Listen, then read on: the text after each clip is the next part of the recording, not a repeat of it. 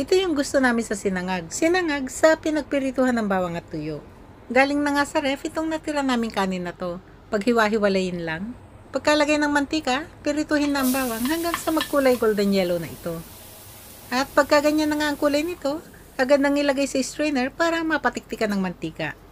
Ngayon, pwede nang iprito yung tuyo. Ibalik na yung pinagpirituhan ng bawang, saka pa magdagdag ng konting mantika. Bale, 10 piraso lahat to ng tuyo. Prituhin lang ang tuyo ng mga nasa 1 minuto bawat panig. Gamit dito yung medium low setting lang ng apoy. Pagkaluto nito, hanguin na, saka na itabi. Sa kaparehas na lutuan, gisa-gisahin lang saglit ang mga siling labuyo. Agad nang isunod yung kaning lamig. I-adjust ng apoy sa malakas na setting nito. Maglagay ng chicken powder.